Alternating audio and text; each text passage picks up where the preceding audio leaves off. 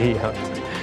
Kembali lagi bersama kami di Visi Negara. Pemirsa, seperti biasa kita akan tampilkan kembali polling berikut ini untuk kita ditanggapi bersama-sama. Ya, apakah hutang luar negeri yang besar membahayakan kedaulatan negara? Sebanyak 93% menyatakan ya, ini membahayakan kedaulatan negara, Pak Teguh. Tapi pemerintah kita tahu mengatakan bahwa utang negara kita masih aman, meskipun kemudian ini sudah berlipat-lipat begitu ya sekarang. Bagaimana tanggapan Anda? Ya semuanya sepakat ya, kalau utang itu pasti nggak hanya utang negara ya, utang rumah tangga juga kita nggak akan berdaulat kalau utang kita besar. Sebenarnya masalah utang ini sebenarnya kita harus jernih dalam melihatnya ya. Artinya sebenarnya bahaya atau tidak itu kan sebenarnya sangat tergantung dari kemampuan kita untuk mengembalikan utang itu atau membayar cicilan. Itu yang pertama. Yang kedua, apakah utang itu digunakan untuk hal-hal yang produktif?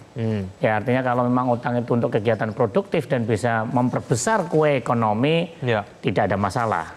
Tetapi kalau utang itu digunakan untuk yang sifatnya konsumtif ataupun malah dipakai yang hura-hura atau dipakai untuk judi atau apapun, itu pasti bahaya. Dalam konteks Indonesia sebenarnya kalau kita menggunakan ukuran yang selalu dipakai, yaitu utang itu ada perbandingan rasio antara utang dan GDP atau PDB, memang angka kita ya di sekitar 40%. Bahaya atau tidak itu sebenarnya ya ini perdebatan ya. Tetapi isunya adalah kalau kita melihat di tahun 1997 sebelum ASEAN Financial Crisis, sebenarnya utang pemerintah waktu itu sekitar 72,5%. Artinya kalau memang dalam konteks krisis atau membandingkan 98, memang angka 40% itu masih jauh. Tetapi jangan juga bahwa pemerintah atau siapapun bisa mengatakan kita masih aman loh, cuman kita 40%. Jepang aja udah 260%. Isunya bukan presentasi di situ, tetapi kemampuan kita membayar cicilan bunga itu sendiri. Misalnya kita utangnya kan sekarang sudah sekitar 40% ya, sekitar itu. Cicilan kita, kalau yang kita sebut namanya debt to service ratio kita, yaitu biaya cicilan per misalnya penerimaan pajak atau cicilan terhadap total pendapatan, angka kita itu sudah berada di 22,19% di tahun 2021. Itu kita membandingkan biaya pembayaran bunga dibandingkan dengan penerimaan pajak. Artinya udah hampir 1/5 lebih dari pendapatan pajak kita untuk membayar cicilan ya. Nah, dalam konteks Jepang, walaupun utangnya 260% dari PDB, mereka itu hanya mengeluarkan sekitar 5% dari pendapatannya. Artinya utang besar tapi dia kemampuan nyicilnya lebih besar.